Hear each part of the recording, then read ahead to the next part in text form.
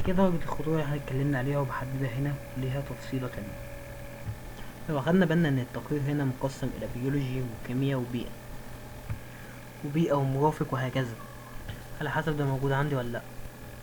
مش شرط اعلم على كله.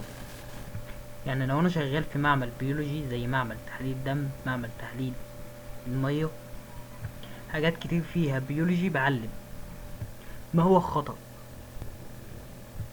المخاطر هي جزء من حياة كل فرد. شايف هو بيقولك ايه؟ لا يمكننا تجنب المخاطر، ولكن يمكننا وضع الأمور في نصبها لإدارتها على نحو فعال. خطر المخاطر هي جزء من حياة كل فرد. لا يمكن تجنب المخاطر، ولكن يمكن وضع الأمور في نصبها لإدراكها على النحو فعال. يمكنك أن تتذكر على سبيل المثال عندما تعلمت لأول مرة قيادة السيارات أو السيارة، ربما كنت تتطلع على الدرس الأول الخاص بيك، لأنك كنت حريص على أن تصبح مستقل بقيادة السيارة. من ناحية أخرى، قد تكون لك مخاوف بعض الشيء حول الجلوس وراء عجلة القيادة لأول مرة. وبطريقة أخرى، أن تعلم قيادة السيارة ينطوي على درجة من المخاطرة، ريسك، على درجة من المخاطرة إنك كنت تتعلم. كان هناك مدرب مؤهل يجلس إلى جانبك، لذلك كانت إدارة المخاطر تدار بشكل جيد. تعلم قيادة السيارة ساعدتك على تعلم إدراك المخاطر لنفسك، لذلك تنتج لك اكتساب المهارة. ده معنى الخطر. ماذا تعني كلمة خطر؟ تخيل انك تمتلك شركة توزيع لها مستودع أجهزة تلفزيون. المستودع في مبنى قديم، والسقف فيها حاجة إلى بعض الترميم، وكنت قلقان أو قلقان بشأن سوء الأحوال الجوية، إن هذا يمكن أن يلحق أضرار بالمبنى ومحتوياته. هذه الظروف يمكن التأكد المطر خطير أو خطر. المطر خطر على المبنى ومحتوياته، إن لحظات قليلة من السقعة والمطر أو التلج لا يحدث أي فروق فرق، ولكن هيطول الأمطار لوقت طويل. الدنيا قاعد تشتي، سيكون أكثر من مشكلة، يكون أكثر من مشكلة يعني. فبالتالي فإن السؤال الذي يجب طرحه ما هي احتمالية سقوط الأمطار؟ نتكلم عن الاحتمالية. إذا كنت قررت أن تفعل شيء حيال السقف، تعمل حاجة في السقف وليلة واحدة عشان الشتاء، فما مدى الضرر؟ إن مدى الضرر يعتمد على محتويات المستودع وقيمتها الاقتصادية. دعنا نفترض أن المحتويات بلاستيكية، والأساس لحديقة مصممة لتكون خارج المنزل في جميع الظروف الجوية السيئة. دعنا نفترض أن المحتويات البلاستيك وأساس حديقة مصممة تكون خارج المنزل في جميع الظروف الجوية سيئة. فجميع الظروف الجوية السيئة يمكن أن تجف بسهولة في هذه الحالة سوف لا يكون هناك ضرر يذكر. في هذه الحالة سوف لا يكون هناك ضرر يذكر. يمكن تجف بسهولة، يعني تنشر بسهولة. من ناحية أخرى، إذا كانت محتويات المستودع أجهزة التلفزيون ستكون قد دمرت تماما. معنى الكلام ده، لو حبة مية وقعوا على ترابيزة ومسحتهم عادي، وقع تلفزيون، مصيبة سودا. ستكون قد تدمرت تماما من قبل المطر. مثال حي بكلمه أنا، فكك من اللغة العامية دي، أنا شارحها اهو.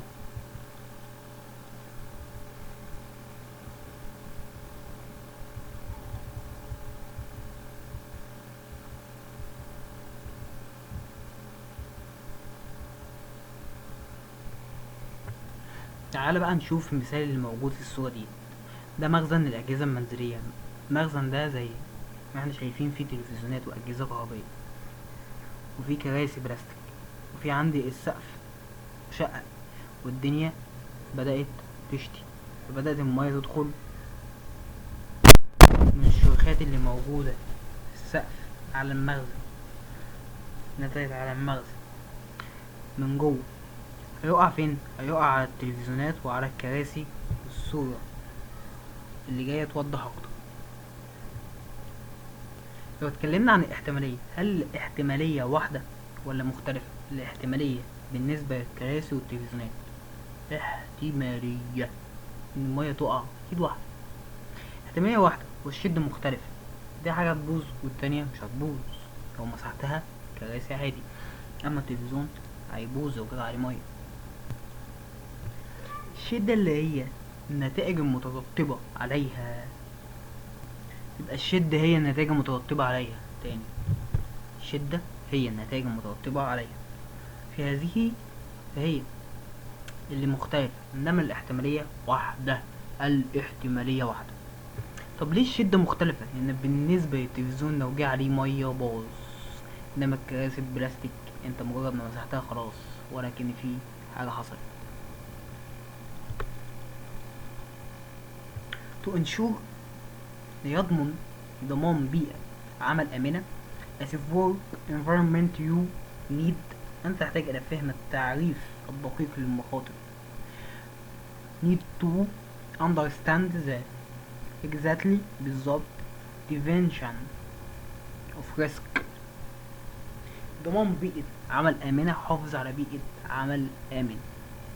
بقول لك أنا لازم من الأول تعرف معنى الريسك، حافظ على بيئة عمل آمنة، محتاج تفهم يعني ايه ريسك. لتحديد المخاطر تحتاج اولا الى القاء نظرة على بعض المصطلحات الاساسية. to define risk we first need to take a look at a few قليل basic اساسي terms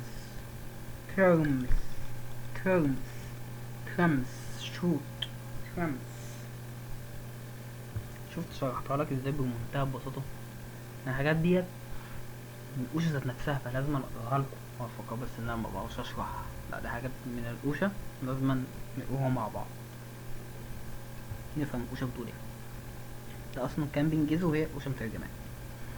ان الاحتمال لطول الامطار ان يسبب الضرر لأساس حديقة منخفضة جدا، الضرر يبقى منخفض جدا، ولكن خطر التلف والضرر للتلفزيونات، الأجهزة التلفزيونية أعلى من ذلك بكتير. بالإضافة إلى ذلك، تخلص إن الاحتمالية لها طول أمطار يحدث أعلى بكتير في فصل الشتاء مما هو عليه في فصل الصيف. لذا إذا كنت تحاول أن تصلح السقف أو تركه في حالة الرهانة،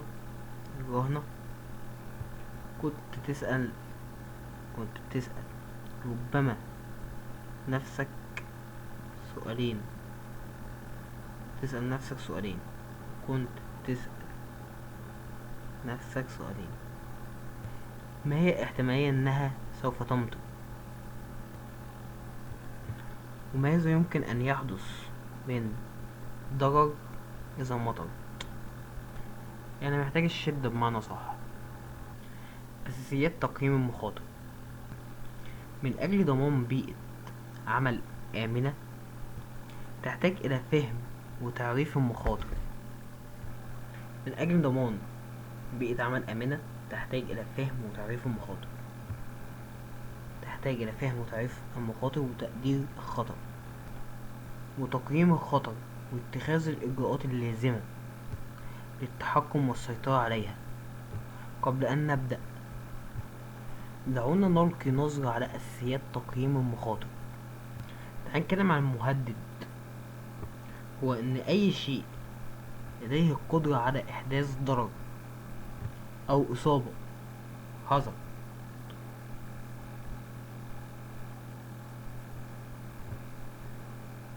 قد يكون هذا أحد الآلات المعقدة حذر خطر أو مهدد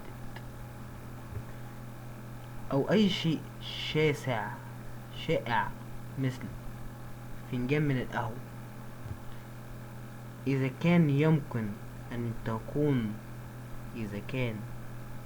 تكون ضارة بأي شكل من الأشكال، إذا فإنها مهدد. الحدث خطر يحدث عندما شخص أو شيء يتفاعل مع الأخطار ونتائج ضارة. لنفرض أن هناك حفرة في الأرض،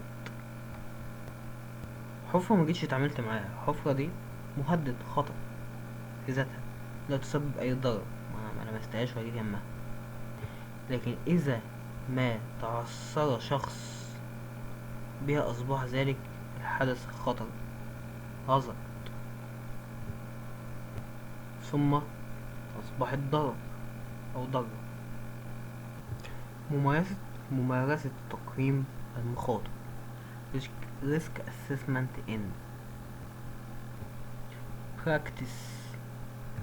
رقم 1: تحديد الخطر، تقييم النشاط. 5 steps to risk assessment. 5 خطوات لتقييم المخاطر. رقم 1: تحديد الخطر وتعريف النشاط. identify hazards. تمام. رقم 2: تحديد الذي يمكن أن يقع عليه الخطر وكيف. decide who might be harmed and how. رقم 3: evaluate the risks and decide whether the existing precaution or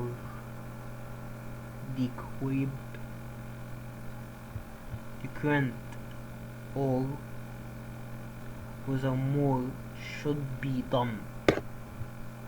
تحليل وتقييم المخاطر وفحص احتياطات وإجراءات التحكم إذا كانت موجودة أم هناك حاجة إلى إجراء إضافي. رقم 4: record. سجل your findings، موجودات. قم بمراجعة تقييمك ومراجعته إذا كان ضروري. review your assessment and reviews it is necessary.